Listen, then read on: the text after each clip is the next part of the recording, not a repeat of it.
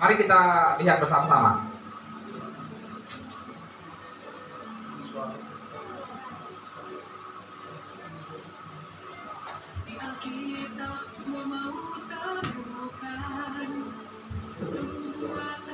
Karya akhir zaman, karya yang Tuhan kan lakukan, dan tanda-tanda akhir zaman. Mereka makin semangat memuja Alkitab dan makin mendekati akhir zaman.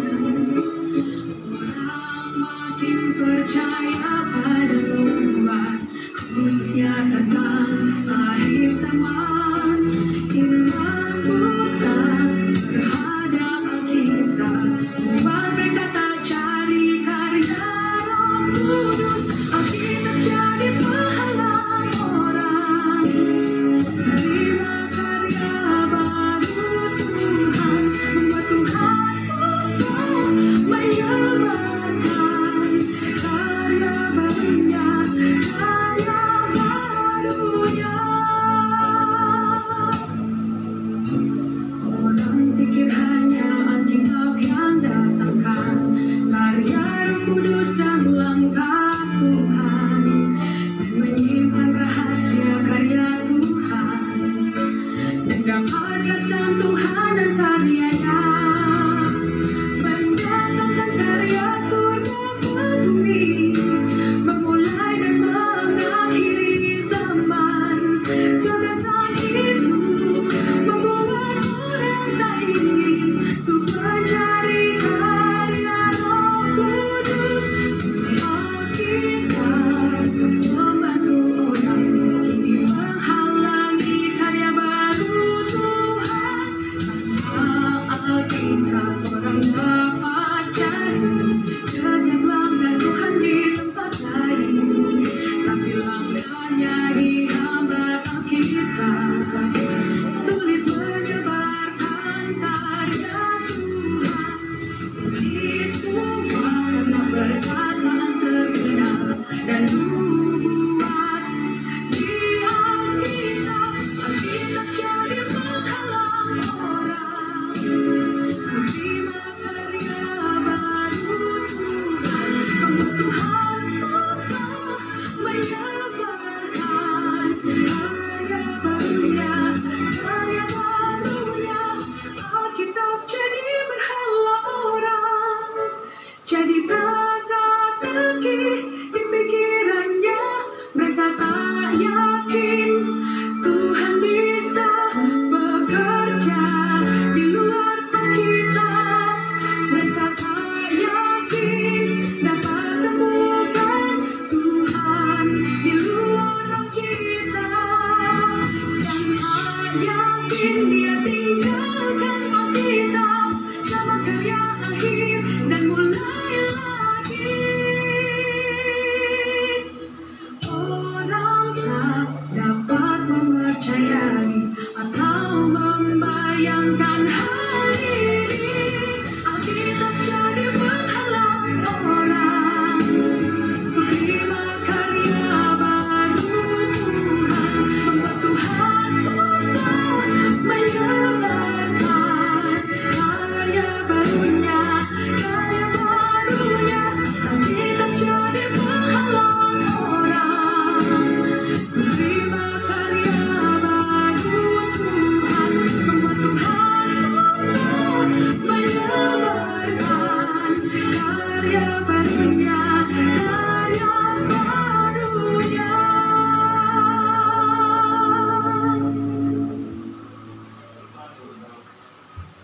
Ya. Jadi kenapa lagu ini agak, maaf, secara gramatika tata bahasa sembraut, berantakan. Ya, ini sebenarnya digubah dari bahasa Mandarin. Dan saya herannya kenapa tetap jadi berantakan gitu ya. Apa tidak ada yang mengerti bahasa ya? Kalau secara bahasa itu sangat berantakan. Tapi nggak apa-apa, kita dapat mengerti apa yang mereka maksud. Ya. Karena kita akan membahasnya kalimat demi kalimat, apa arti dari lagu ini. Nah, oleh sebab itu maka kita akan lihat Ya, saya akan menampilkan liriknya ya.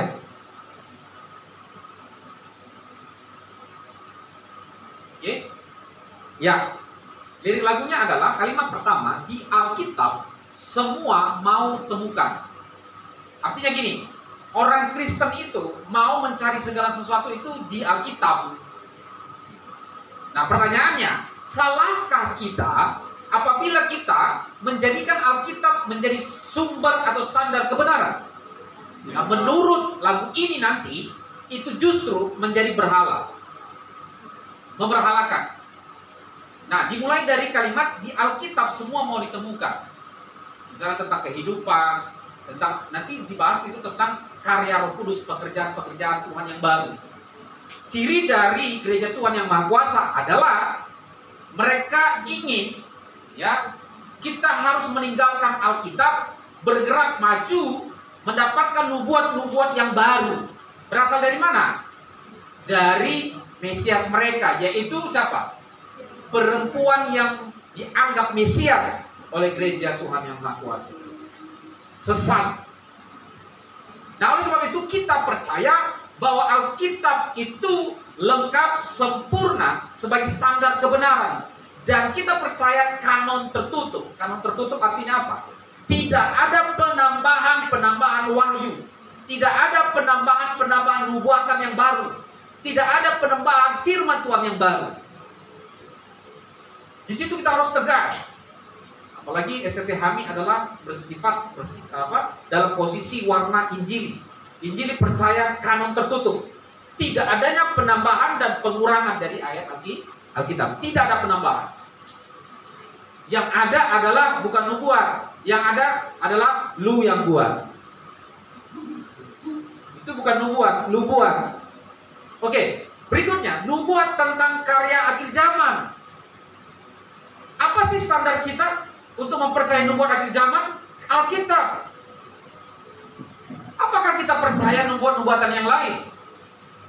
Apakah kita percaya dari sumber-sumber yang lain, kitab-kitab suci yang lain? Tidak. Kita harus bersikap pada apa? Sola Scriptura. Ya, sini. Sola Scriptura. Sola Scriptura artinya apa?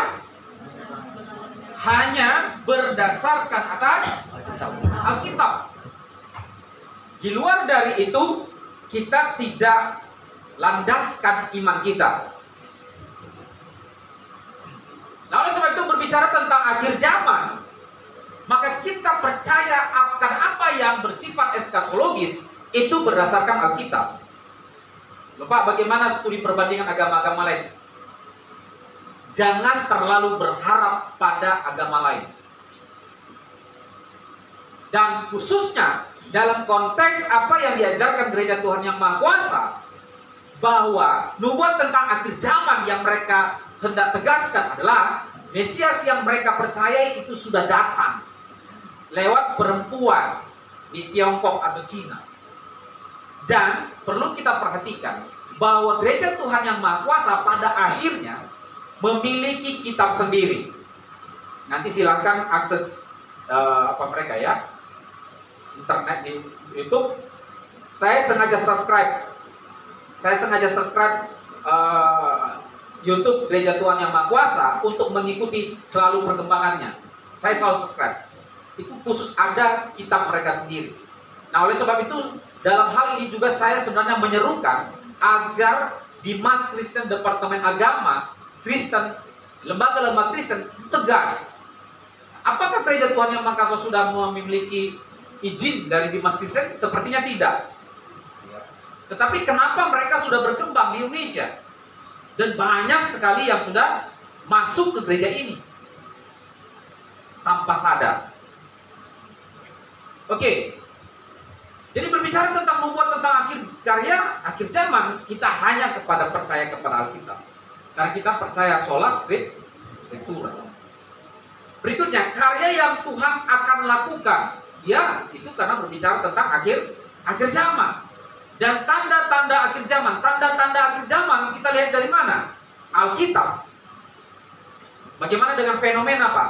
Fenomena yang terjadi di dalam kehidupan di dunia ini harus diuji berdasarkan Alkitab. Contoh, kita justru bisa menguji mereka. Kenapa mereka katakan bahwa pemimpin mereka itu yang adalah wanita yang di Tiongkok itu menjadi Mesias, mereka anggap sebagai Mesias, ya. Itu tanda akhir zaman. Oh, firman Tuhan berkata apa? Akan tiba saatnya banyak Mesias yang palsu. Dari mana kita tahu itu? Dari Alkitab. Jadi saya hari ini pun berani bertegas berkata, Gereja Tuhan yang Maha Kuasa itu adalah tanda dari akhir zaman. Karena mereka mempercayai bahwa pemimpin mereka wanita itu adalah Mesias. Dan itu menggenapi. Justru mereka genapi di dalam kepalsuan mereka.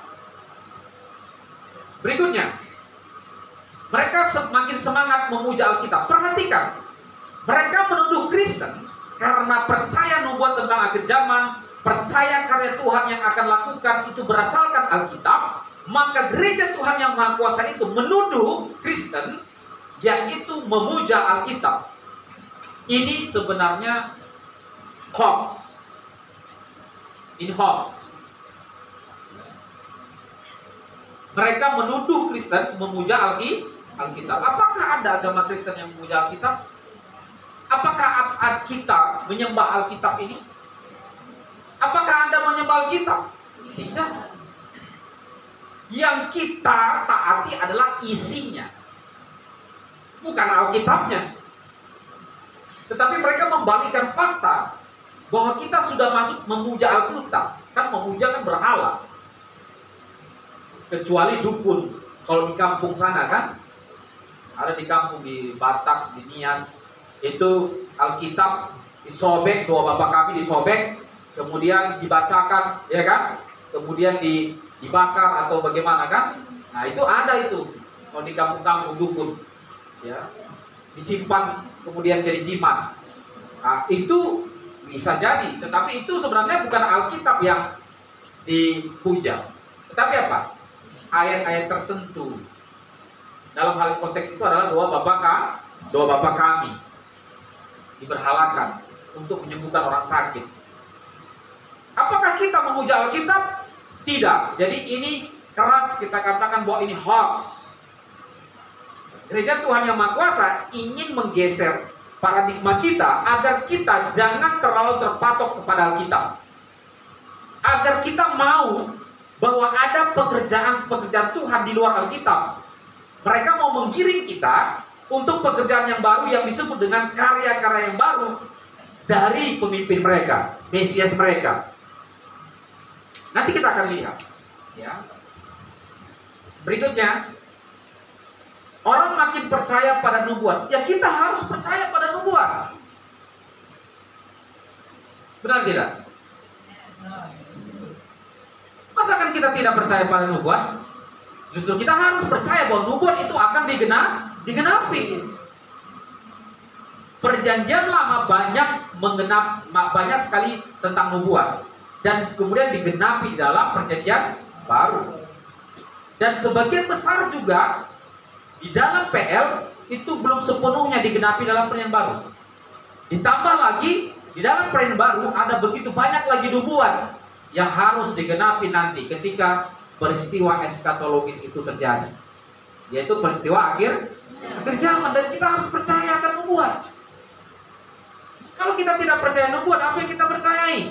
Berarti kita tidak berpegang pada dasar tentang peristiwa yang akan datang.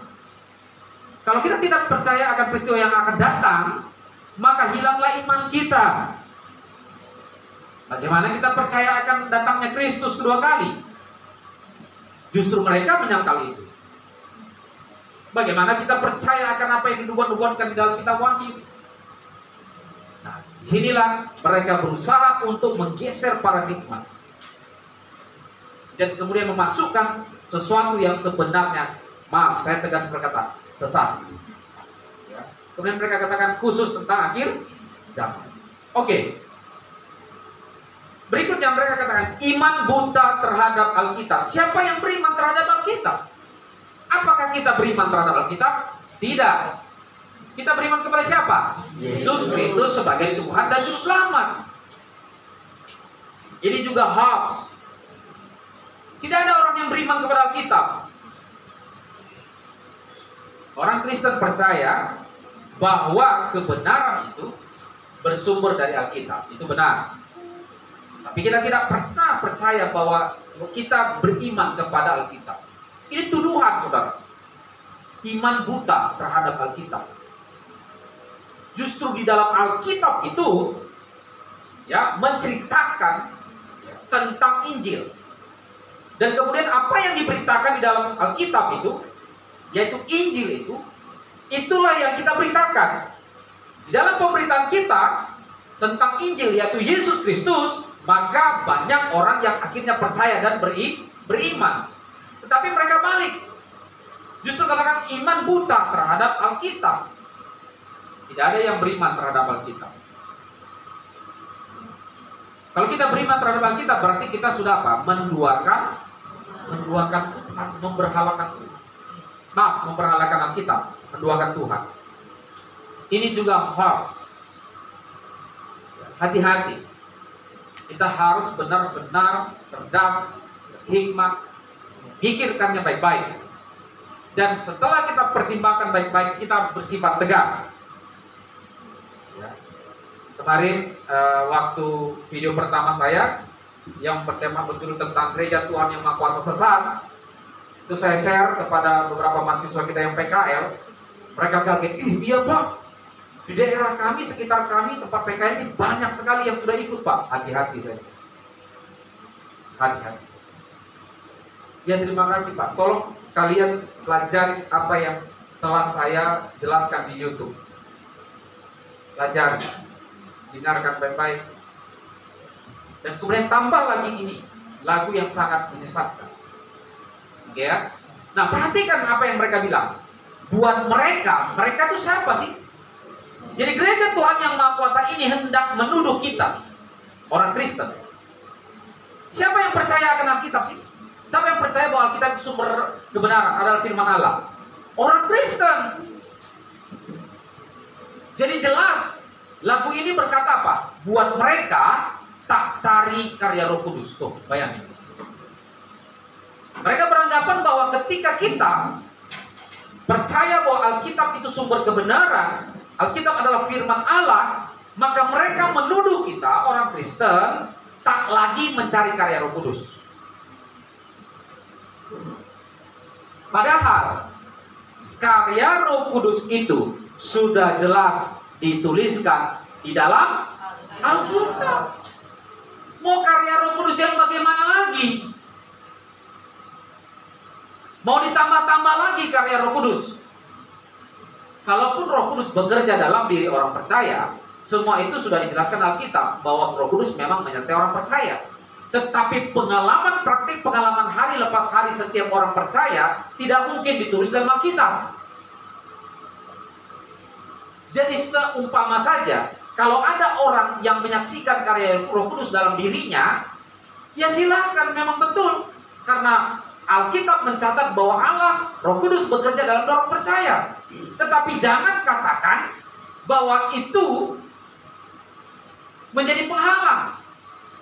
Alkitab menjadi penghalang bahwa kita tak lagi mencari karya Roh Kudus. Ini berbahaya. Pengalaman praktik kita, pengalaman pribadi lepas pribadi, ya memang itu adalah karya Roh Kudus. Tetapi jangan disandingkan dengan kebenaran Alkitab. Amin. Namun pengalamanmu berbeda dengan pengalaman orang. Berbeda. Nah, oleh sebab itu, kalau tuduhan mereka bahwa kita tak cari Roh Kudus karena kita mempelajari Alkitab, bersumber pada Alkitab, itu adalah benar-benar sesat. Kita percaya di dalam Alkitab ini, ya, penjelasan tentang karya Roh Kudus itu begitu lengkap dan komprehensif, secara detail dan dijelaskan di sana. Nah, oleh sebab itu jangan sekali-kali mereka berpikir bahwa kita tidak mencari karya Roh Kudus, ya kan? Pengalaman kita hari lepas hari juga disertai oleh Roh Roh Kudus. Dan itu sudah dijelaskan dalam Alkitab. Jangan sampai mereka berkata begitu. Alkitab jadi penghalang. Lu bayang. Ini kan pemahaman yang sesat. Ini tuduhan yang tak berdasar. Ini nggak main-main.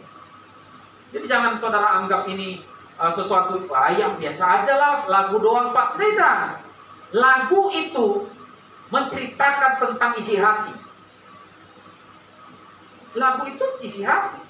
Dan khususnya kalau dia dalam konteks gereja, berarti lagu yang ditulis itu adalah mencirikan tentang ajaran kan. Oleh sebab itu kan banyak gereja yang tidak sembarangan untuk menyanyikan lagu. Contohnya lagu AKBP, GKP, GKPS, dan lain-lain. Apakah mereka mau nyanyikan lagu kontemporer? Ya tidak. Mereka punya lagu sendiri. Nah, oleh sebab itu saya berani berkata bahwa lagu ini pun menceritakan tentang teologi ajaran dari gereja Tuhan Yang Maha Kuasa. Jadi perhatikan, mereka katakan apa? Alkitab jadi penghalang. Karena memang apa? Mereka sudah memiliki kitab yang lain. Jadi tegas saya katakan bahwa gereja Tuhan Yang Maha Kuasa itu sebenarnya yang pertama bukan gereja. Yang kedua, mereka sesat. Yang ketiga, mereka bukan Kristen. Kita harus tegas di sini. Sampaikan kepada siapapun yang Anda kenal, jangan sampai masuk ikut di dalam gereja Tuhan Yang Maha Kuasa. Jangan tergiur duit. Jangan murahan. Karena dikasih duit kau datang ke gereja. Jangan. Ya, dan sampaikan kepada siapapun. Dan ini PR kita bersama. Oke. Berikutnya, Alkitab jadi penghalang orang untuk terima karya baru. Karya baru yang bagaimana? Dalam konteks gereja Tuhan Yang Maha Kuasa, karya baru yang dimaksud adalah firman perkataan yang disampaikan oleh Mesias palsu mereka. Siapa itu? Yaitu wanita itu. Saya karena udah 2 bulan lalu saya lupa lagi namanya. Yang ada ping-pingnya itu. Siang ping. Bukan kambing. Juga bukan siombing. Shopping. Siang ping. Takutnya kalian bilang si hambing, si hombing, kambing. Siang ping. Juga bukan si kambing. Si kambing itu di Medan ada jalan saya si kambing. Jadi mereka percaya bahwa perkataan dari Siang Bing itu adalah apa? Itu adalah setara dengan firman Tuhan. Nah, oleh sebab itu saya tegas berkata bahwa gereja Tuhan Yang Maha Kuasa ya percaya kanon terbuka.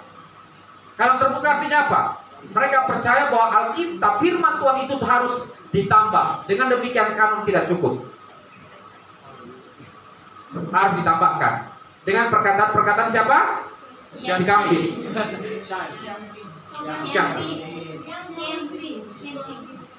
Ya, oke.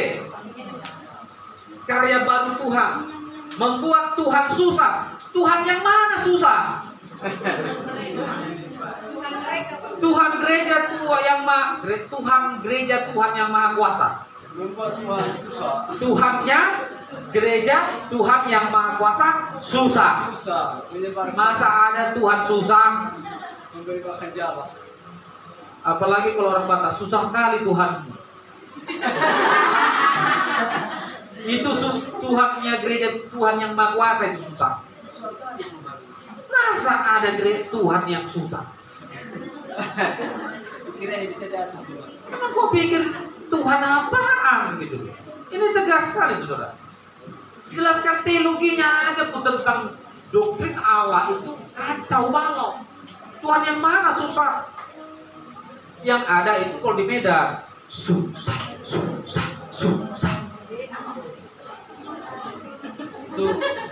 Itu kalau kereta api lewat, ya kan? Mudik.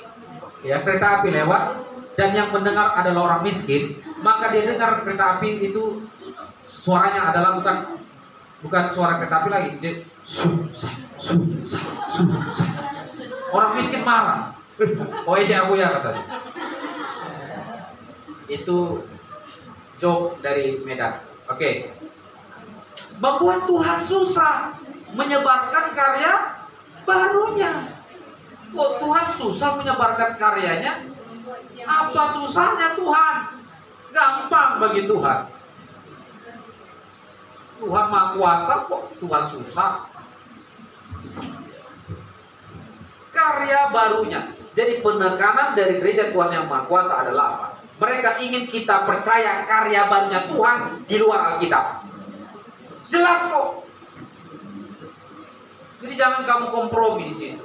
Sebagai seorang yang memahami teologi, tugasmu bukan hanya melayani jemaat, bukan hanya memberitakan Injil, tetapi menjelaskan kepada orang apabila ada yang tersesat. Jangan diam. Kalau kau diam, banyak orang yang tersesat.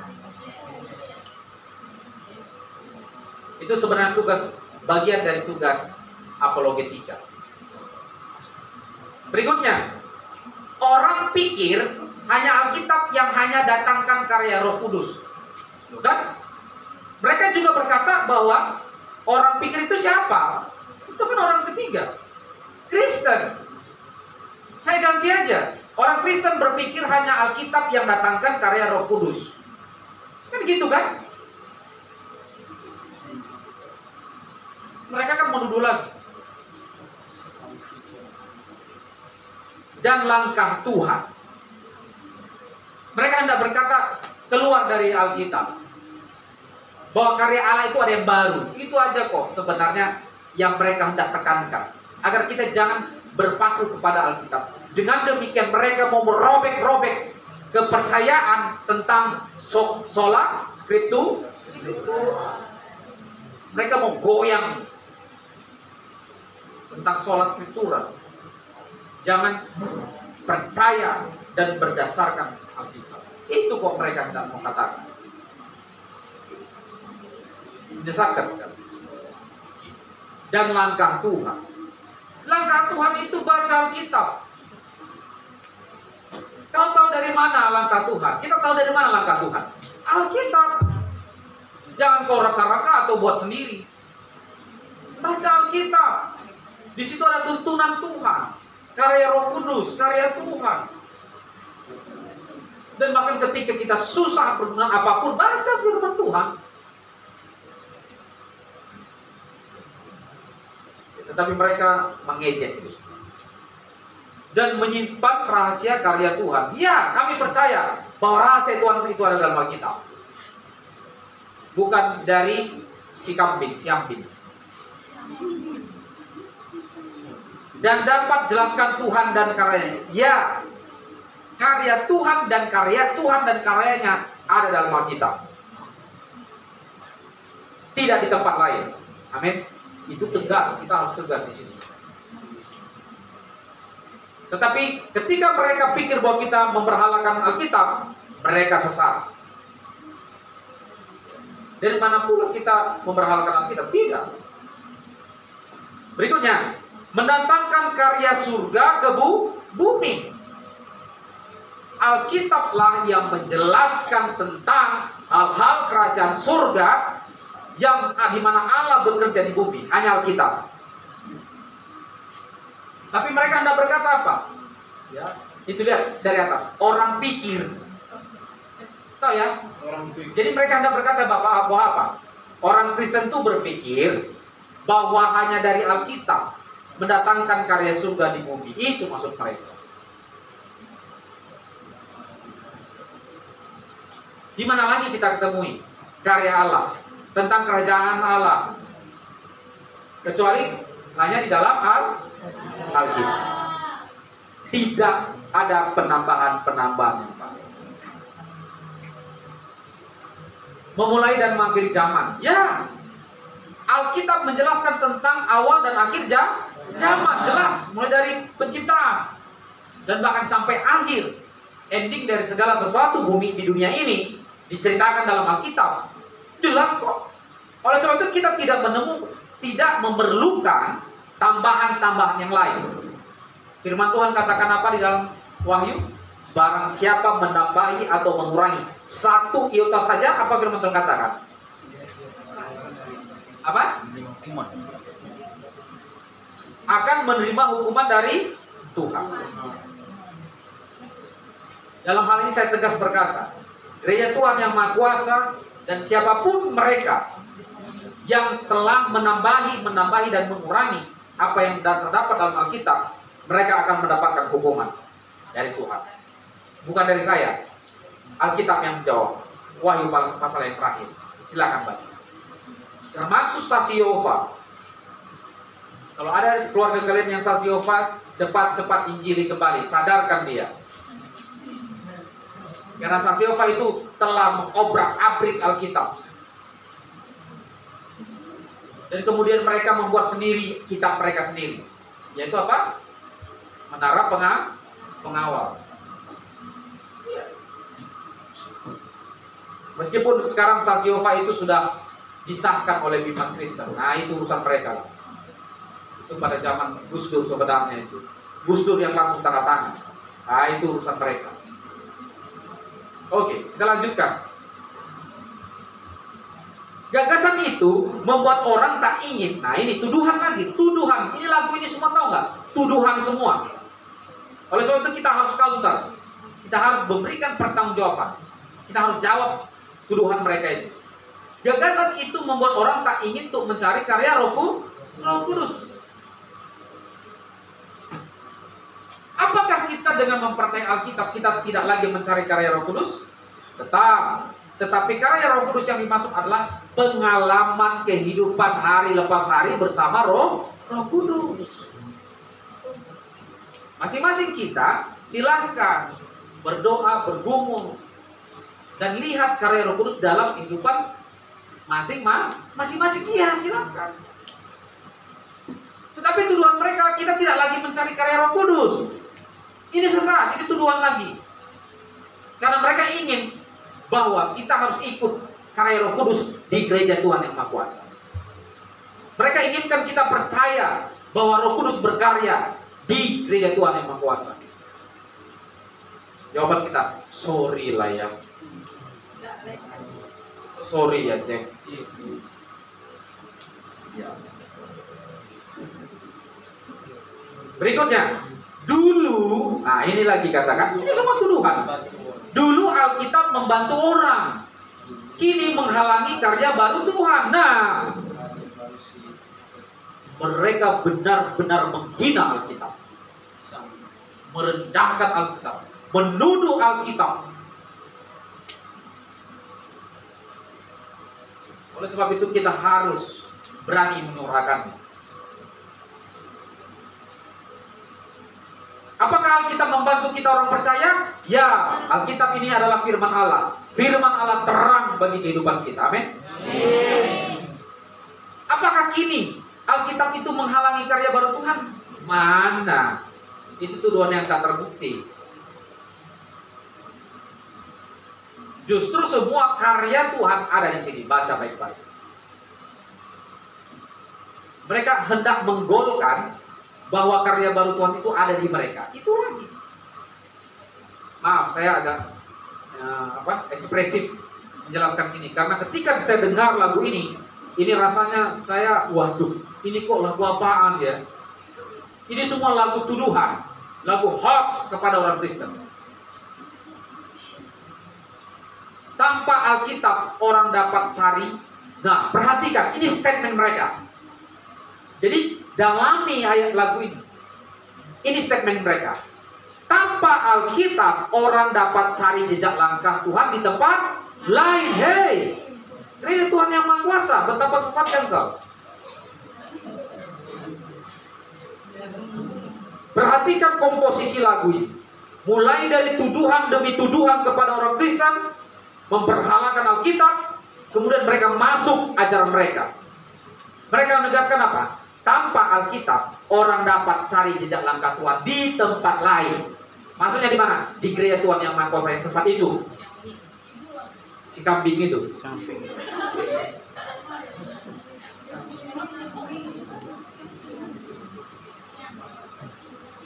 Apakah ada jejak langkah Tuhan di tempat lain?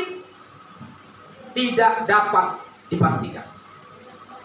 Dan bagaimana Anda percaya di tempat lain begitu banyak nanti yang berkata, oh ini jejak langkah Tuhan, oh ini. Saya tidak percaya.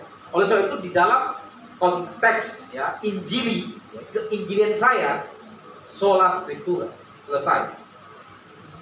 Ya, Injilnya jelas sekali kan, sola scriptura, selesai. Di tempat lain Pak, ya silakan tempat lain. Tapi harus diuji dengan Alkitab. Total scriptura itu apa? Total keseluruhan Alkitab. Sola scriptura, total scriptura. Oleh sebab itu, pegang teguh kebenaran Alkitab. Jangan karena ada yang baru, ini baru nih. Tunggu dulu.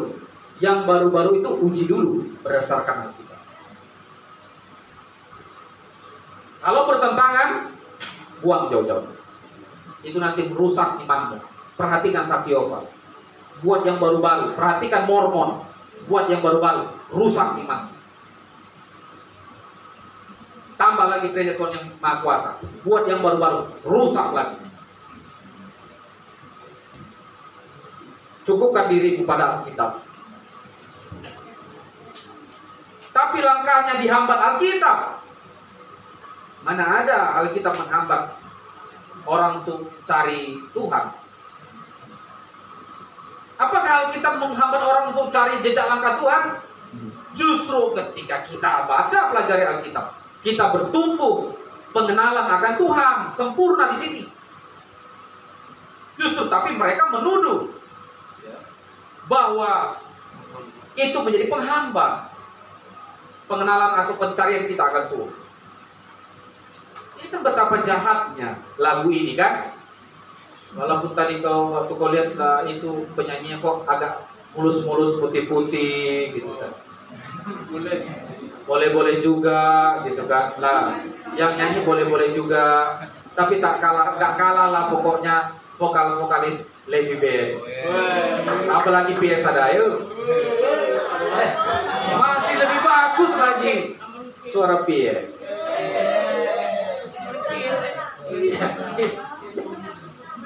Oke.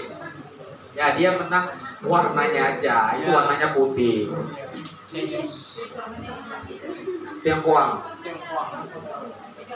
Berikutnya, sulit menyebarkan karya Tuhan. Ya karya Tuhan apa? Karyamu. Maksudnya itu apa? Karya ajaran mereka jadi sulit. Ya iya, bagus. Dan kita berdoa sulit karya jejak gereja Tuhan yang Maha Kuasa di Indonesia ini. Kita berdoakan. Jadi isi hati mereka sulit menyebarkan karya Tuhan. Ya sulit menyebarkan ajaranmu, itu bilang aja, jujur aja. Berikutnya, ini semua karena perkataan terkenal dan nubuat di Alkitab. Ini aneh-aneh aja ini orang gereja Tuhan Maha Kuasa. Jadi mereka menuduh ini semua karena perkataan terkenal dan nubuat di Alkitab. Jadi kita itu jadi apa tadi? Tidak lagi mencari Tuhan kan? Loh, ini kok gimana ini? Betapa mereka merendahkan Alkitab. Justru perkataan dan nubuat di dalam Alkitab kita percayai bahwa itu berasal dari Tuhan dan itu akan digenapi. Alkitab jadi penghalang. Nah, ini dari atas lagi kan refnya nih. Alkitab jadi penghalang orang untuk terima karya baru Tuhan. Nah, ini refnya diulang lagi. Membuat Tuhan susah katanya. Nah, ini diulang lagi. Ya, senang kali mereka Tuhan itu susah. Mungkin itulah Tuhan yang mereka sembah. Yaitu Tuhan siapa? Tuhan yang susah. Itu adalah Tuhan gereja yang Maha Kuasa. Tuhannya adalah Tuhan yang susah. Kasihan Tuhan. Tuhannya susah menyebarkan karya barunya. Nah, itu Tuhan mereka itu yang susah. Alkitab jadi berhala. Siapa bilang? Mana ada orang yang memberhalakan Alkitab? Jadi teka-teki di pikirannya. Di pikiranmu yang teka-teki. Di pikir kami enggak. Itu tuduhan. Hoax.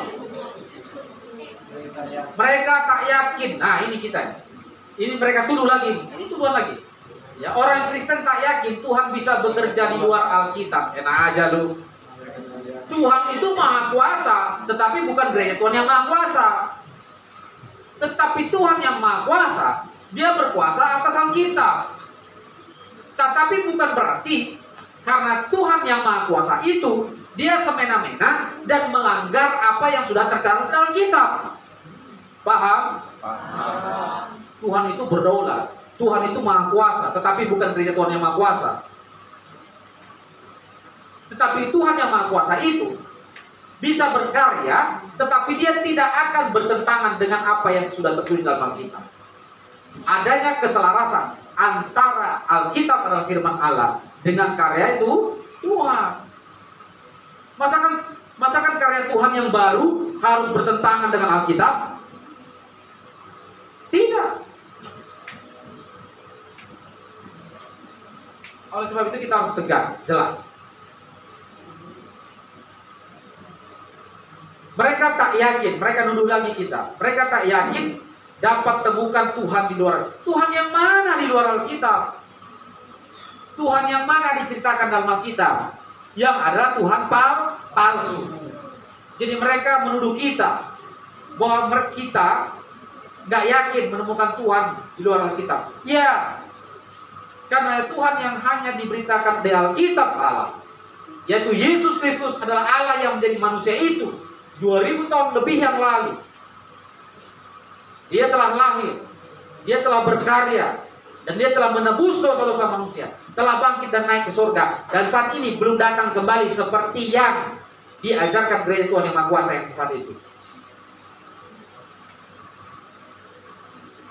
Jadi mereka katakan mereka tak yakin dapat temukan Tuhan di luar Alkitab. Ya, kenapa? Karena kita percaya bahwa ajaran pengenalan akan Tuhan hanya berdasarkan Alkitab firman Allah. Amin. Amin. Coba, bukankah alam semesta menceritakan tentang Tuhan? Baca Alkitab. Bukankah Tuhan katakan alam menciptakan alam semesta? Clear. Kenapa pusing? Kalau pernyataan umum menjelaskan siapa Tuhan, dan bahkan pernyataan umum pun ada dijelaskan dalam Alkitab, jangan main-main. Kan jelas. Kalau kita berbicara tentang pengenalan akan Tuhan kan begitu. Ada yang disebut dengan pembuktian ontologis, teleologis, ya, pernyataan umum. Iya betul. Tetapi semua itu juga sudah dijelaskan dalam Alkitab. Dengan demikian, jangan coba-coba cari Tuhan yang di luar Alkitab. Tuhan yang di luar Alkitab itu mana? Siapa?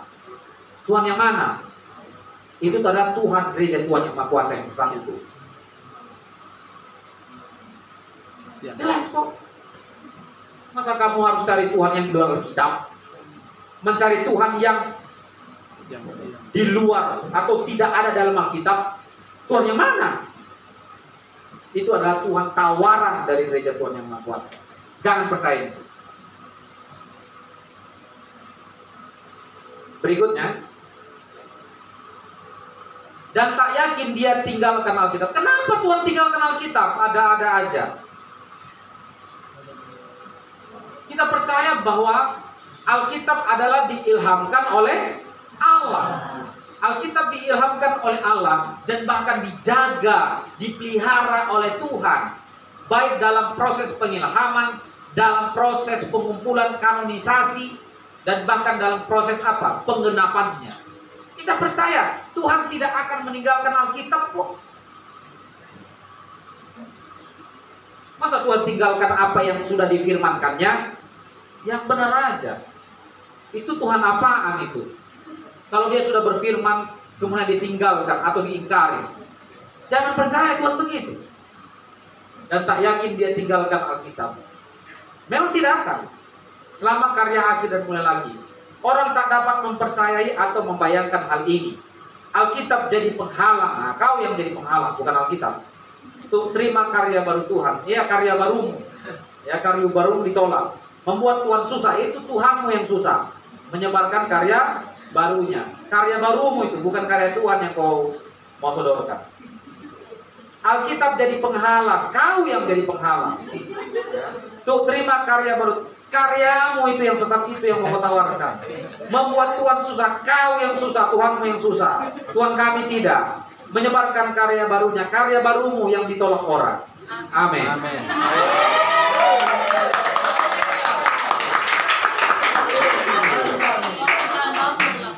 Iya, kalau dibilang baper, baper terserah lah. Tapi memang jangan sampai saya ketemu cewek itu. Takutnya cewek itu yang saya robek-robek. Penyanyinya. Cewek itu kasih aja sama serius. Kasihan, tobatkan. Tobatkan. Takutnya liusin masuk. Takutnya cewek itu bilang, Kakak Lius, kalau mau sama saya masuk gereja Tuhan yang Maha Kuasa. Lius bilang, ya udah, iya deh. Enggak lah, enggak salah lagi. Langsung Lius jadi gembala sidang gereja Tuhan yang Maha Kuasa. Oke. Silakan. Oke, baik. Terima kasih Pak atas penjelasannya pada malam hari ini.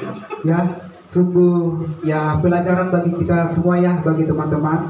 Ya, saya juga nggak nyangka ya mereka mengatakan seperti itu. Tapi kita mau belajar ya kebenaran, bukan hanya kita untuk mengikuti atau menonton, tapi kita juga harus sungguh-sungguh ya untuk belajar dan kebenaran firman Tuhan. Baik saudara yang terkasih dalam Tuhan, teman-teman kita semuanya, jika ada yang pertanyaan yang tidak sesuai ya, apakah ada dari saudara yang saudari yang pertanyaan? Silakan, silakan untuk pertanyaannya. Oke. Berapa orang yang Pak kita kasih pertanyaan? Ya, mungkin 3 orang dulu ya, 3 silakan. orang dulu ya. Oke, saudara Hendam, silakan. Boleh maju ke depan? Iya.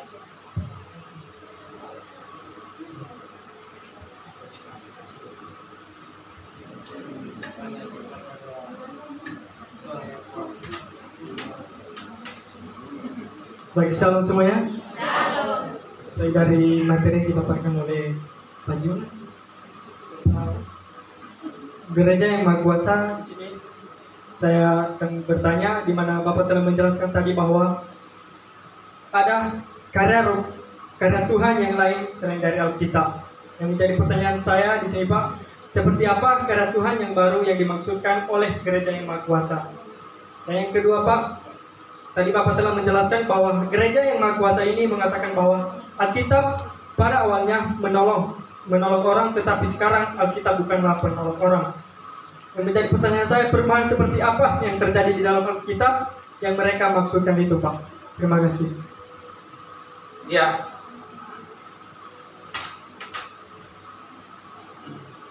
Karya baru yang bagaimana? Tadi sebenarnya sudah saya jelaskan bahwa karya baru yang mereka maksud adalah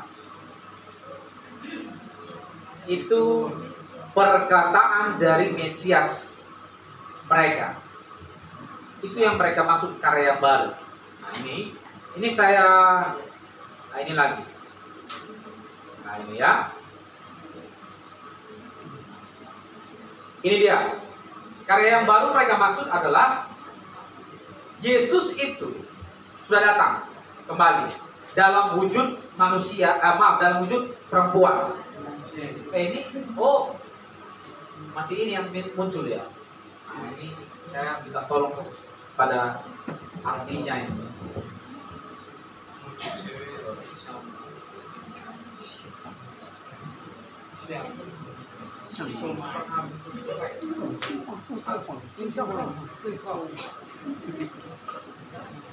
Nah ini dia. Karya baru yang mereka maksud adalah gereja Tuhan yang Maha Kuasa percaya bahwa Yesus telah menjelma menjadi manusia dalam rupa seorang wanita Tionghoa yang Xiangbin. Siang-siang makan Siang. Itu yang pertama. Itu karya baru yang mereka maksud. Jadi inkarnasi bukan Yesus 2000 tahun yang lalu. Inkarnasi yang baru, karya barunya adalah Manusia. dalam bentuk cewek. Itu yang kita sudah bahas ya. Beberapa bulan yang lalu, 2 bulan atau sebulan lalu saya lupa. Kayaknya sebulan lalu atau sebulan lalu ya? 2 bulan. 2 ya. Oke, demikian juga karya baru yang mereka maksud adalah perkataan atau nubuat dari Siang Bin itu setara dengan firman Tuhan. Perkataan Siang Bin, Mesias yang mereka anggap Mesias itu, perkataannya itu dicatat dan mereka anggap itu sebagai setara dengan firman Tuhan. Dengan demikian, Alkitab kita ini tidak cukup, harus ditambah dengan perkataan Siang Bin. Itu maksud karya baru maksud. Ya, oke, lanjut yang lain. Masih ada teman-teman yang lain? Ya, saudari Lea boleh maju ke depan. Kami silakan.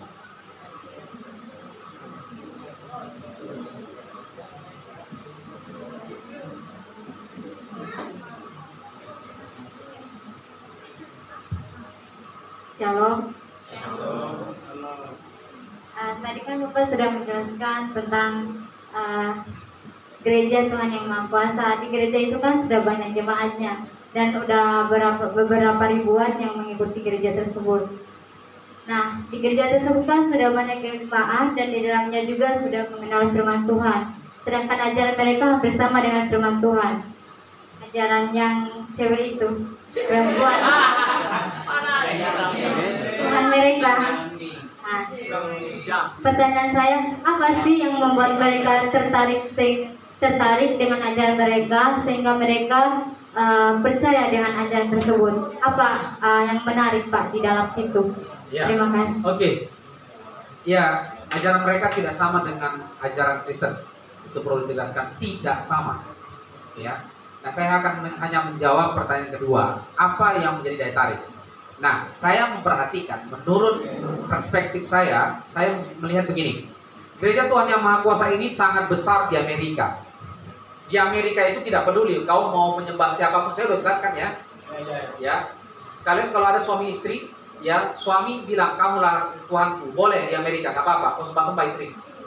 Istri sembah suami, kaulah Tuhanku, boleh, nggak apa-apa. Dan kemudian kalian satu keluarga buat agama baru, boleh, nggak apa-apa di Amerika, bebas. Karena di Amerika tidak mencampuri urusan agama. Siapapun Tuhanmu boleh. Maka jangan heran di Amerika, di Eropa sudah ada aliran ya gereja menyembah tokoh-tokoh tertentu. Misalnya gereja aliran Maradona. Jadi yang disembah Maradona di sana. Ada, cek di YouTube. Orang-orang tokoh terkenal mereka sembah jadi Tuhan mereka. Ada. Jadi jangan heran kalau di Eropa itu nggak masalah. Nah, apa yang menjadi daya tarik di Amerika, mereka? Di Amerika itu gereja Tuhan Yang Maha Kuasa itu sudah besar. Dan bahkan ada begitu banyak sponsor donatur yang masuk. Mereka kuat dengan aliran dana dan tembus ke Asia, masuk ke Indonesia. Memang orang tokohnya ini Siang Bin adalah orang Cina. Tetapi mereka sekarang karena di Cina mereka tidak bisa aman, mereka hijrah ke Amerika. Di Amerika mereka besar karena bebas kan di sana. Dan kemudian mereka masuk ke Indonesia dengan begitu besar dana. Perhatikan, orang-orang mata duitan akan masuk. Saya berani berkata, orang yang mata duitan gampang dijual imannya akan gampang masuk situ. Kalau kau gampang dikasih duit dan kau ikut, kaulah itu nanti. Saya ngomong keras-keras saja. Kalau kamu gampang dikasih duit, kamu masuk, ya itu kamu. Harusnya, kalau kamu sudah mengenal firman Tuhan, kamu tahu siapa yang kau sembah. Ketika kamu mendengar yang begini, harusnya kamu gelisah dalam hatimu. Betul kan? Kau gelisah. Kalau ada yang berkata, Mesias sudah datang menjadi perempuan, gelisah hatimu. Dan kau akan berkata, sesat kau.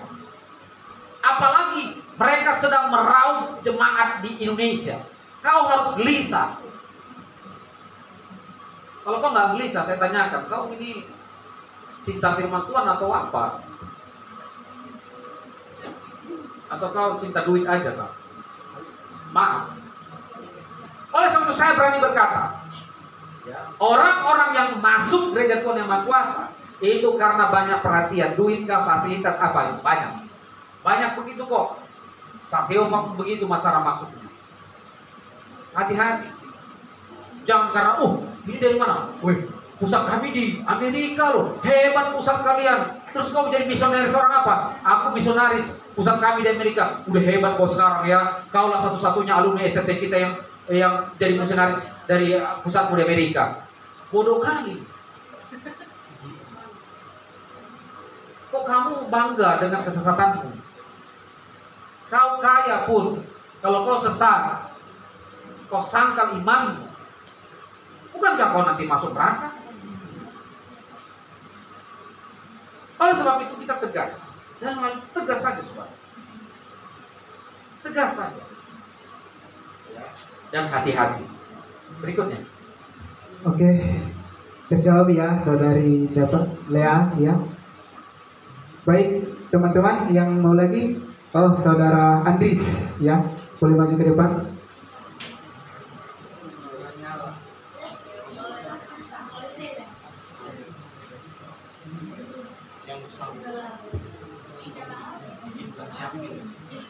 Siombing ini, Bang. Siombing. Asik. Iya, silakan. Baik, sebenarnya kalau mereka dari agama sebelah dari ajaran Dekati. yang syambi, Dekat mainnya. Tuhan Yesus yang Maha Kuasa. Tuhan Yang Maha Kuasa. Oke, lanjut. Saya kira kalau mereka bilang bahwa Alkitab adalah suatu penghalang, justru Dekat. Iya. dari mereka katakan demikian, justru otoritas Alkitab kita makin terbukti ya.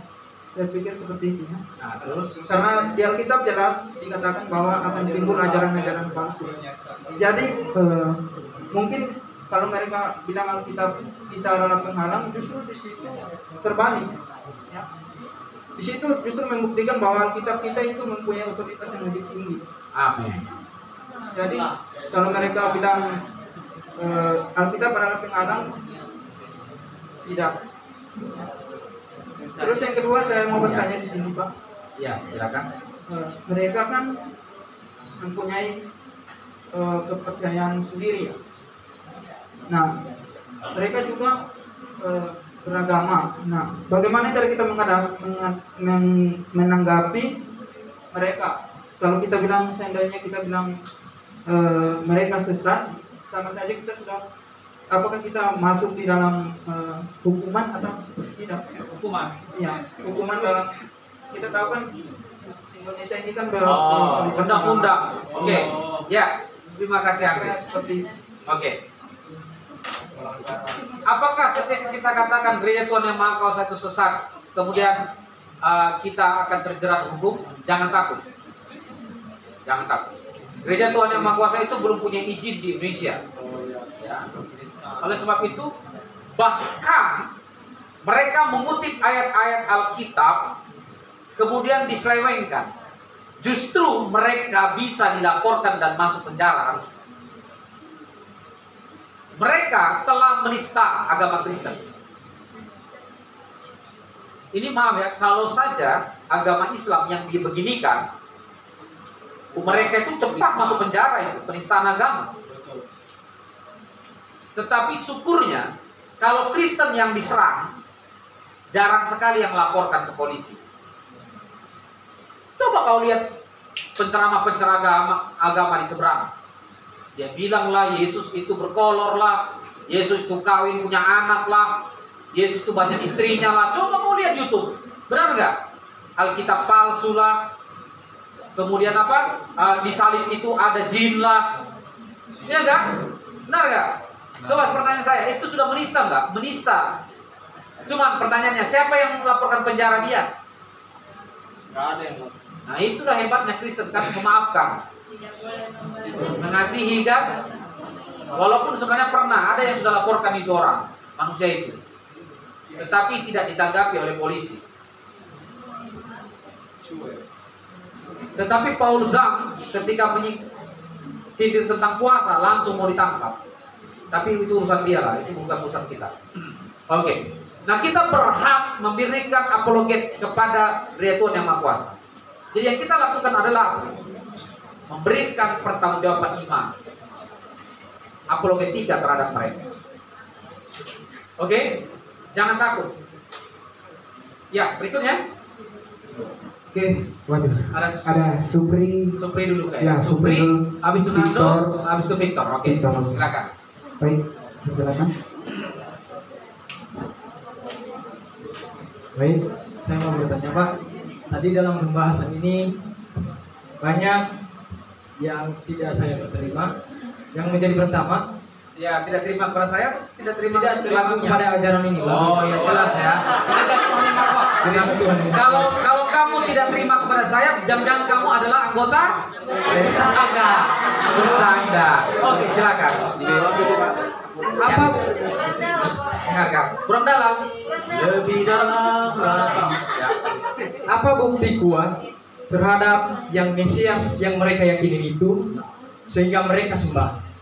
Pertanyaan kedua, apakah perempuan itu suci dan kudus dan tidak pernah berbuat dosa sehingga mereka yakini bahwa itu adalah Mesias yang telah datang?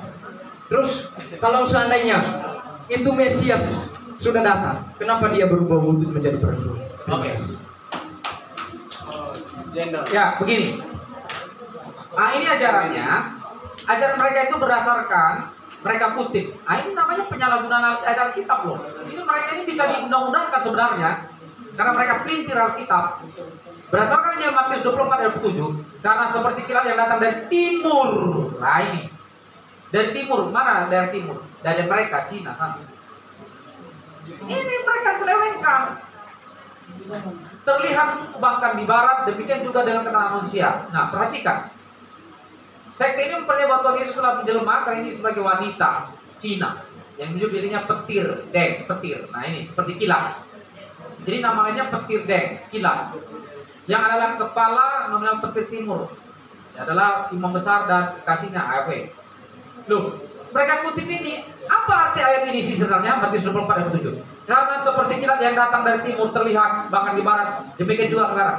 Kilat. Anda tahu kilat itu cepat. Dan bahkan kilat itu tidak terduga. Kilat itu tidak gampang untuk dilihat kan. Kilat, namanya itu kilat.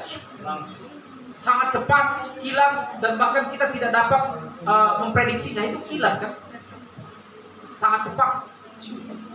Maksudnya adalah apa? Kedatangan anak manusia, yaitu kedatangan Yesus itu demikian seperti kilat. Menakutkan, kilat itu menakutkan kan? Menakutkan dan datang begitu cepat dan bahkan tak dapat kita duga-duga. Itu maksudnya, tak dapat diduga kedatangannya. Tetapi mereka tafsirkan secara salah. Karena dikatakan di sini kan dari timur. Nah, mereka berprinsip ya itu wanita itu. Kan salah. Orang yang berpikir baik dengan logika baik, logikanya jernih saja, nggak bakal tertipu. Tetapi orang yang tidak pakai logika dengan maksimal bahkan bisa tertipu. Nggak pakai logika. Makanya orang Kristen harus belajar Alkitab baik-baik, kritis lah. Harus kritis kita. Jangan cepat-cepat mentang-mentang dari Cina langsung kok. Oh hebat. Ya. Oke, berikutnya apa lagi tadi? Perempuan. Nah, perempuan ya. Apakah dia? Kenapa jadi perempuan? Kudus, suci. Ya, itu menurut mereka lah ya. Menurut saya bukan kudus itu kudis itu. Ya. Nah, memang begini ya. Ini memang aneh memang. Begini loh. Di Cempaka Putih itu, kalau kalian tahu dulu pernah dengar, ada namanya itu aliran Firdaus siapa ya Pak? Eden. Gereja Eden namanya. Gereja Eden di Cempaka Putih itu percaya bahwa Lia Eden, Lia itu perempuan. Mereka percaya bahwa Lia Eden itu adalah penjelmaan dari Yesus dan malaikat Mikael dan Gabriel. Coba bayangkan. Coba akses saja YouTube. Lia Eden ada. Sekarang di mana dia? Di penjara dia. Iya. Kok ada yang percaya, Pak ya? Ya itulah anehnya. Orang Indonesia percaya aja. Ya ada. Sampai pengikutnya mau masuk penjara demi dia. Nggak main-main loh. Kalau dia lakukan itu di Amerika, nggak ada yang tangkap dia. Ada, bebas. Karena itu di Indonesia, dia bilang dia jelmaan Mesias, Yesus. Kemudian kalau nggak salah lagi jelmaan Gabriel, Mikael, itu kan nama-nama. Iya, nama malaikat Jibril itu kan Islam. Gabriel itu Kristen. Mikael itu dipercaya di Kristen kan. Maka yang mempenjarakan dia itu kan orang Islam. Dia itu kan langsung MUI yang lapor. Kok dia sebut dia jelmaan Jibril, malaikat Jibril. Ya Islam nggak ini. Tapi Kristen diam-diam aja. Dia bilang dia bilang jelmaan Yesus. Orang Kristen bilang, mau katanya. Kalau orang Kristen kan begitu. Kalau ada orang yang mengaku Yesus, cuek aja. Di Amerika banyak orang yang mengaku Yesus. Tapi orang Kristen gimana? Oh, udah gila dia. Apakah kita masukkan dia penjara? Enggak. Kasihan. Itulah hebatnya orang Kristen.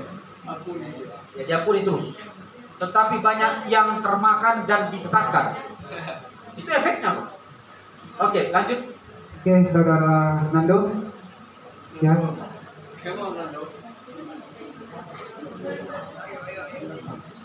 Apa yang kau tahu na gereja Tuhan yang Maha Kuasa.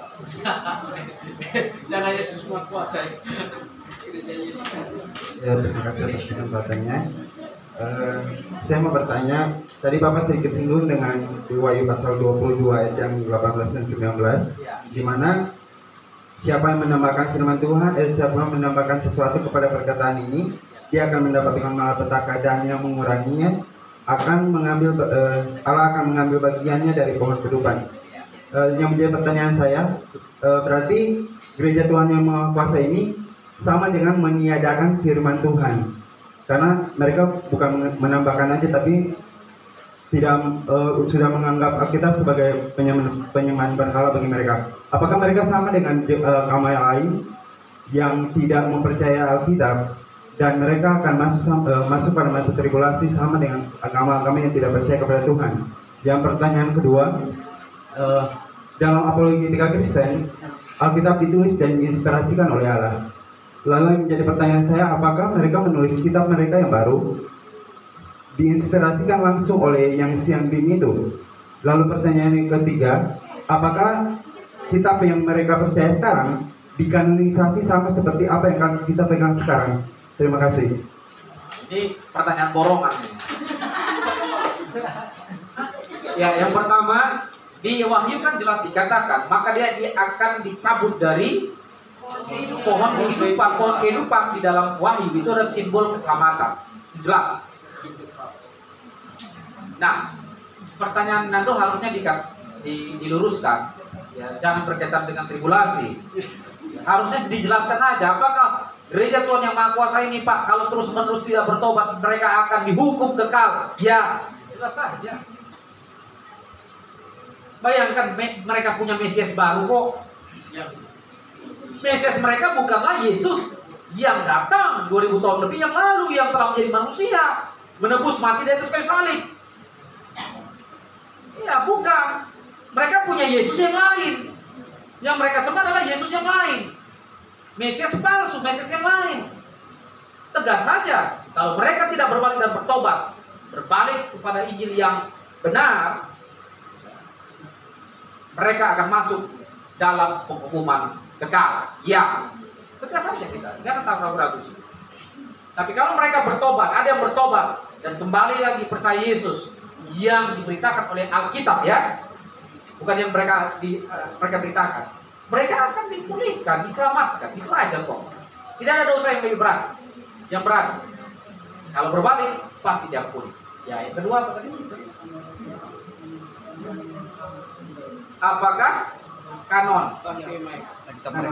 Ya. Yang sama ya. Nah, saya memperhatikan ya, karena firman Tuhan itu datang terus-menerus dari perkataan Xiangbing. Perkataan itu, jadi kitab mereka itu belum stop. Alkitab mereka belum berhenti. Kitab mereka terus-menerus ada, bertambah terus. Makanya dari awal tadi saya sudah katakan, mereka percaya itu sebenarnya kalau didefinisikan, digolongkan dalam konteks teologi, mereka percaya kepada kanon terbuka. Jadi firman Tuhan, perkataan dari Xiangbing itu dianggap terus menjadi firman Tuhan. Dicatat terus-menerus, ditambah-tambahin terus-menerus. Ya sudah, Alkitab mereka tidak akan pernah dikanon. Karena masih bertambah terus. Apakah diinspirasikan? Ya itu inspirasinya Xiangbing. Itu inspirasinya Xiangbing, bukan inspirasinya ada Roh Kudus. Jangan percaya itu dari Roh Kudus, kecuali Roh Kuda atau Roh Kudus. Iya. Oke. Berikutnya, Victor.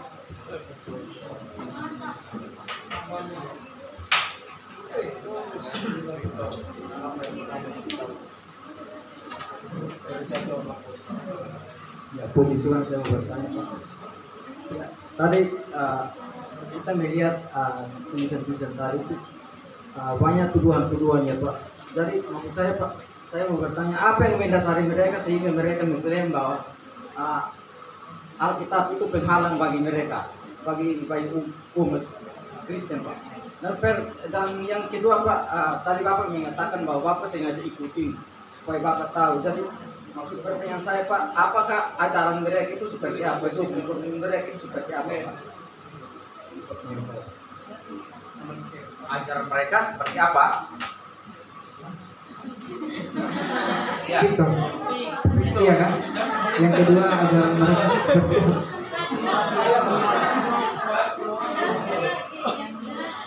Oke, ya, udah.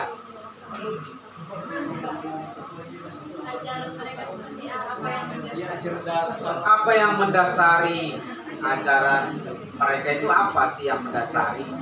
Kalau saya bilang yang mendasari mereka itu adalah adanya orang yang sesat.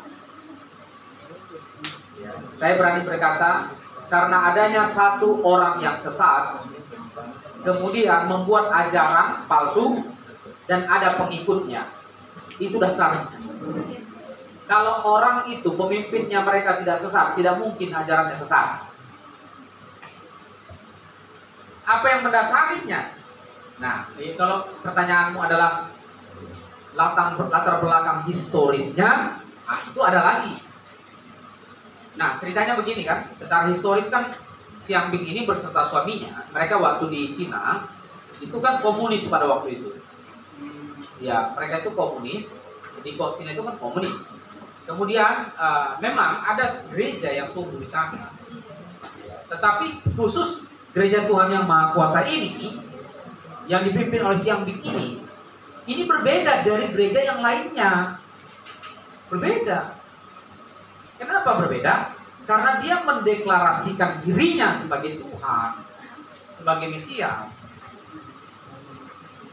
Nah kemudian karena mereka merasa bahwa mereka di Cina itu terhimpit, mereka pindah ke Amerika.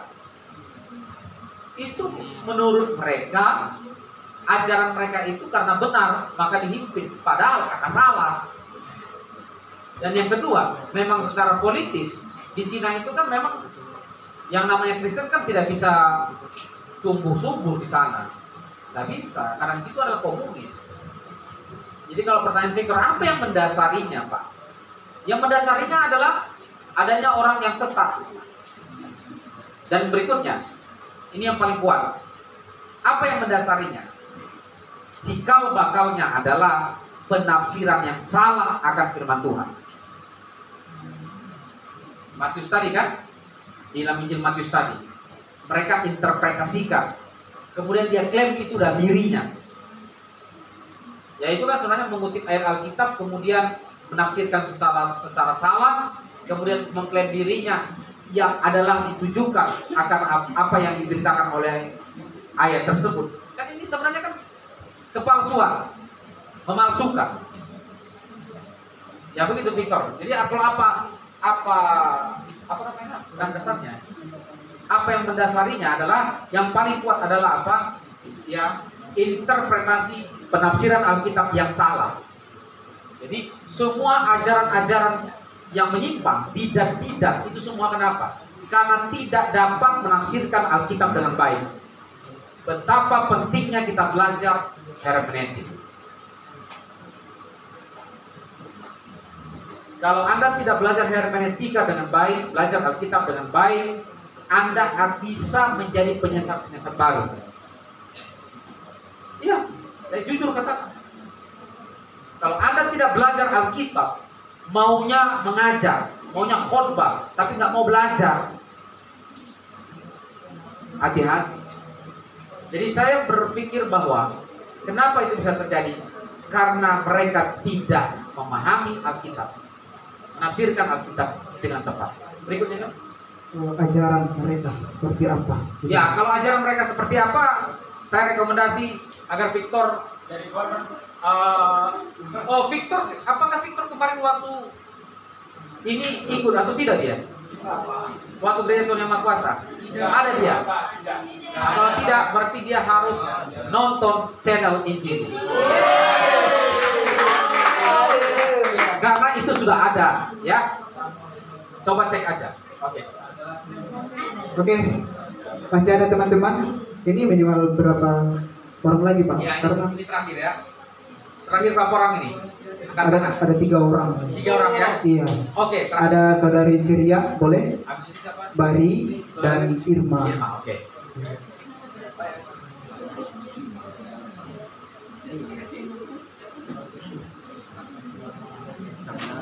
Baik, terima kasih. Pertanyaan saya yang pertama, ini kan gereja Tuhan ini mengatakan tadi bahwa kita menghalangi Roh Kudus. Kita. Ya, nah, bukan dekat itu kan Roh Kudus itu termasuk Allah Tritunggal yang pribadi yang ketiga. Apakah mereka ini percaya Allah Tritunggal?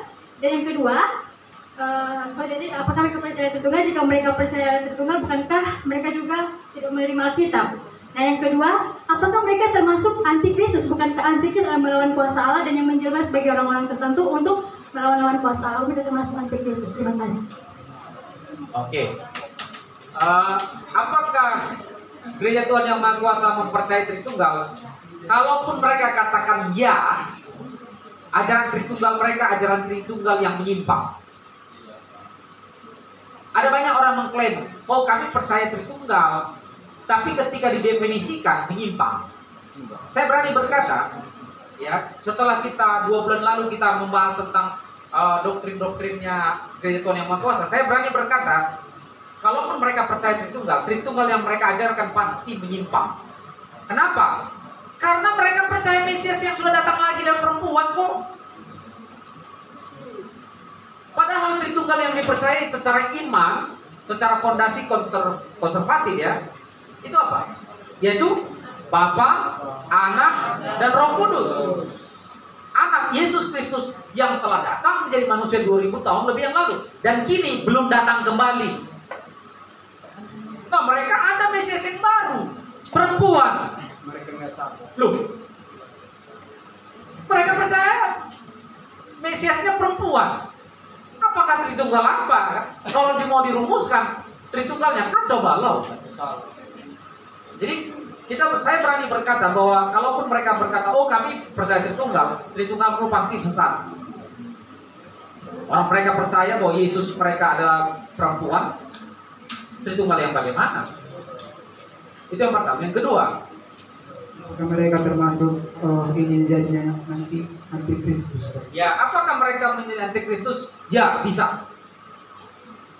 Ketika mereka menolak Yesus Kristus yang telah menjadi manusia 2000 tahun lebih yang lalu yang telah mati di kayu salib. Siapapun orangnya yang menolak Yesus Kristus yang telah menjadi manusia 2000 tahun lebih lalu, yang menolak bahwa Yesus yang telah menjadi manusia 2000 tahun lebih lalu itu menolak bahwa dia adalah Allah dan juru selamat, maka dia adalah antikristus. Apakah gereja Tuhan Yang Maha Kuasa bisa digolongkan antikristus? Ya. Kenapa? Karena mereka memiliki Kristus yang lain, Kristus yang palsu. Ya, bisa digolongkan. Oke. Baik, pertanyaan selanjutnya, Saudara Beri, silakan.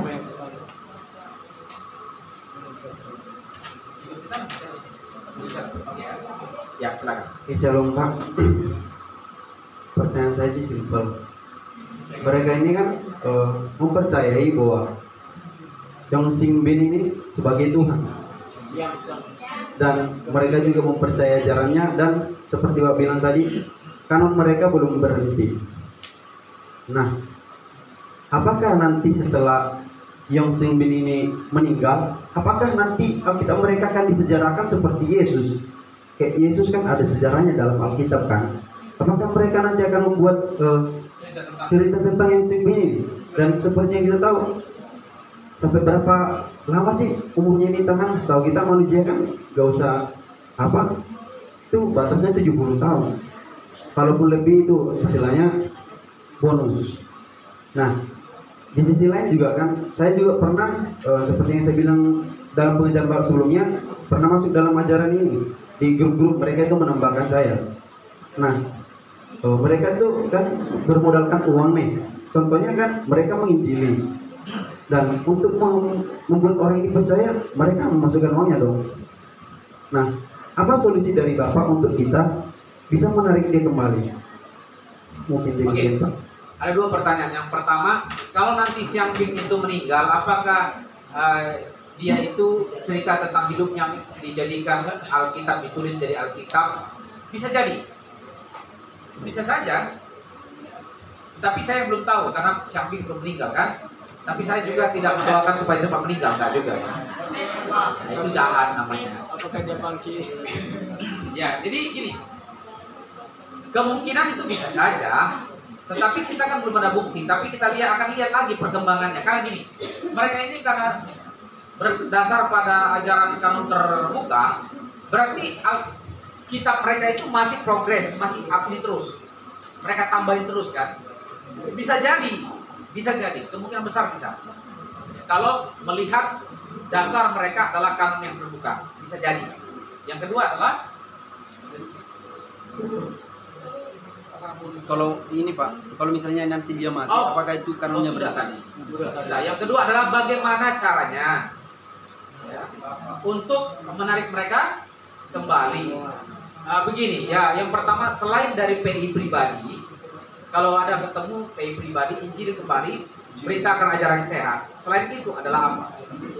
Lewat media sosial. Mereka itu paling banyak lewat media sosial. Oleh sebab itu, kalau Anda buka media sosial, YouTube, Facebook, grup, itu mereka semuanya. Nah, mereka mengajarkan ajaran mereka. Sedangkan orang Kristen mengajarkan TikTok di YouTube. Maaf, saya bukan menghina orang yang TikTok.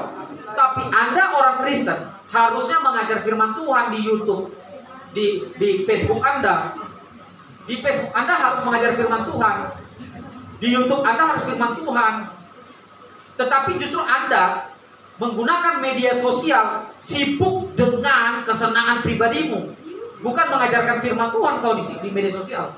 Sedangkan mereka memakai media sosial untuk gencar mencari jiwa mereka, menyesatkan orang. Kau sibuk ber-TikTok. Maaf, kita harus jujur. Kapan kamu menjadi terang? Kapan kamu menjadi terang di media sosial? Kalau kamu di media sosial hanya bermain-main, sekali-kali tulislah firman Tuhan. Taruhlah firman Tuhan di apamu, Instagrammu. Iya kan? Ini nggak pernah kamu beritakan firman Tuhan di Facebook. Mukamu aja yang kau nongolin. Nggak apa-apa mukamu nongol di Facebook, tetapi taruh firman Tuhannya sedikit.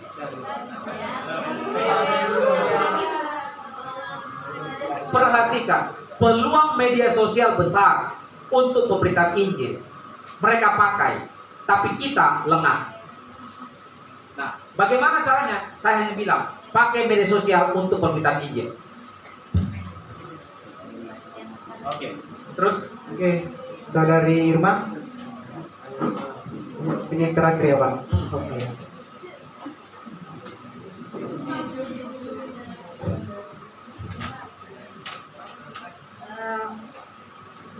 Yang menjadi pertanyaan saya karena yang pertama kemarin Pak untuk penjelasan ini belum ada dijelaskan. ya. Nah, yang saya pengen ketahui adalah bagaimana cara si pemimpinnya tadi di siang ini menyatakan bahwa dirinya adalah Mesias kecuali lewat apa?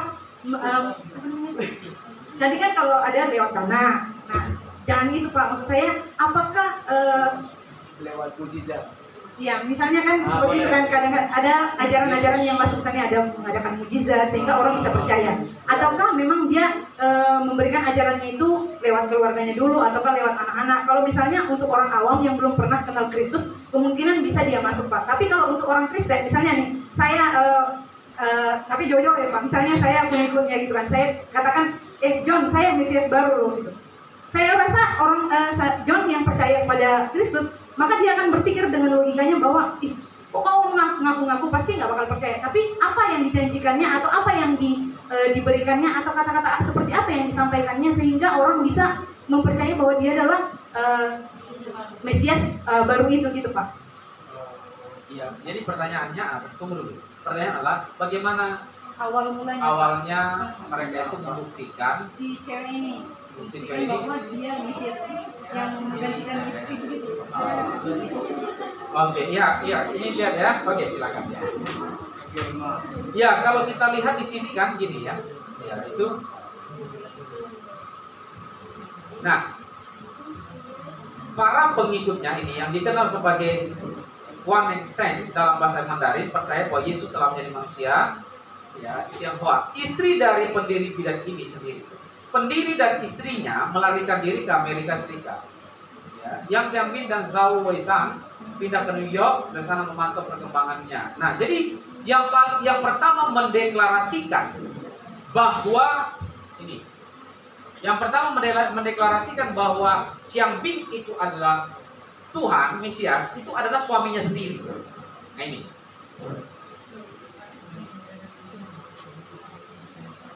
Yaitu pada tahun 91 suaminya sendiri ya, yaitu Zhao Weishan. Ia pada mulanya disebutkan sebagai seorang ilahi oleh kekasihnya. Jadi suaminya sendiri yang mempromosikan bahwa istrinya itu adalah Mesias. Apakah ada mujizat? Apakah ada tanda-tanda? Nggak ada. Nggak ada. Yang ada hanyalah perkataan-perkataannya saja. Jadi kalau ditanya apakah ada mujizat yang membuktikannya, nggak ada sama sekali. Yang adalah perkataan-perkataannya. Untuk perkataan-perkataannya boleh lihat nanti ya di YouTube Gereja Tuhan Yang Maha Kuasa. Itu banyak sekali perkataan-perkataannya itu yang bisa digali. Orang percaya akan perkataannya itu. Kalau soal latar belakangnya Pak, apakah memang dari keluarga yang kaya atau bagaimana Pak? Kalau dibilang kaya juga sih enggak ya. Mereka juga enggak kaya karena mereka itu awalnya itu kan di apa namanya di Cina. Mereka itu kan diusir itu ya. Lihat ini ya. Ya, tahun 91 ini mereka membuat sekte. Jadi bukan hanya mereka berdua tetapi itu menjadi sekte. Aliran. Ya, sekte kelompok. Ya, kalau dibilang mereka orang besar, orang kaya, sebenarnya pada awalnya tidak. Pada awalnya tidak, tetapi karena mereka sekte, kelompok, kemudian mereka pindah ke Amerika. Nah, ketika mereka pindah ke Amerika, nah disinilah mereka kuat, dan kemudian ada yang mensponsori, ada yang menggalang dananya. Jangan heran, Saksi Yehova aja menggalang dananya besar. Mormon besar. Itu dananya besar sekali. Waktu saya ke Sibolga, saya lewat Tarutung itu naik apa itu kan, mobil apa itu kan, bukan yang kecil loh, dari Medan ke Sibolga. Oh, Intra. Simpati ya. Simpati. Intra. Saya ya Intra Simpati itu, L300 itu, saya melihat itu banyak sekali sudah Saksi Yehova. di sawah-sawah, di ladang-ladang, dibangun, tapi bagus. Gerakan suci akhir zaman itu saksi Yehova. Masuk ke kampung-kampung. Kenapa? Duitnya besar. Ya kalau Irma tanya, apa yang mereka mujizat apa, nggak ada. Tetapi mereka pada akhirnya mereka memang waktu ke Amerika, mereka besar di situ. Dan pada akhirnya mereka punya penggalangan dana yang kuat. Nah itu kalau untuk secara detailnya, mungkin kita butuh apa lagi ya, penelusuran lebih lanjut. Ya, saya merekomendasi agar kalian lihat di YouTube-nya, periksa. Itu gak main-main. Mereka gerakannya sekarang cukup besar. Saya melihat ada banyak orang-orang besar di belakang mereka. Maksudnya orang besar, orang yang berduit. Coba perhatikan YouTube-nya. Itu mereka besar sekali, rapi sekali gerakannya. Persis kayak Saksi Yehova dan Mormon. Ya, saya hanya bilang hati-hati. Apalagi alumni yang baru lulus. Ada loh gereja yang membutuhkan gembala, misionaris. Aku mau dong gereja apa? Gereja Tuhan Yang Maha Kuasa. Langsung gajinya 5 juta per bulan. Hebat. Langsung masuk 15 juta. Oke, udah selesai kan? Ya. Baik, terima kasih Pak atas ajarannya pada malam hari ini, dan kami juga berterima kasih kepada teman-teman yang bertanya ya, dan bagaimana kita belajar tentang kebenaran firman Tuhan ya. Baik, itu saja Pak. Mari kita tutup dalam doa. Ya, statement terakhir mungkin. Nah, saudara-saudara, mari gencar untuk beritakan Injil yang murni. Berikutnya, waspada. Ya, coba cek keluarga kita, kenal kita siapapun itu. Kalau ada yang sudah terindikasi, cepat-cepat mendoakan dan bahkan lakukan sesuatu. Ya, berikutnya, mari warnai ya, media sosial kita dengan Injil yang benar. Jangan lengah di sana. Jangan sibuk dengan kehidupan kita. Ya, saya sengaja bahkan ikut menjadi pendiri satu asasi itu, saya ikut bahkan jadi pendiri bahkan. Kenapa? Karena saya terbeban. Terbeban untuk apa? Untuk mengcounter ajaran-ajaran yang sesat. Di Indonesia sangat banyak. Oleh sebab itu, saya pun sebenarnya kadang-kadang ya bagaimana ya? Mungkin kalau YouTube saya itu kadang-kadang tuh berseliweran juga itu. Agak kadang-kadang memang agak vulgar. Tetapi nggak apa-apa. Ya, Facebook saya itu nggak apa-apa. Karena teman-teman saya ya itu, ya silakan bisa diuji. Artinya apa? Firman Tuhan itu selalu bisa diuji kok. Jadi saya pun terbeban dalam hal. Jadi saya rindu kalian yang juga terbeban untuk memberitakan ajaran yang sehat. Melihat akhir-akhir ini sangat memprihatinkan. Oke, terima kasih Tuhan Yesus berkati. Oke, mari kita tutup sharing firman Tuhan pada malam hari ini. Mari kita berdoa. Terima kasih Tuhan.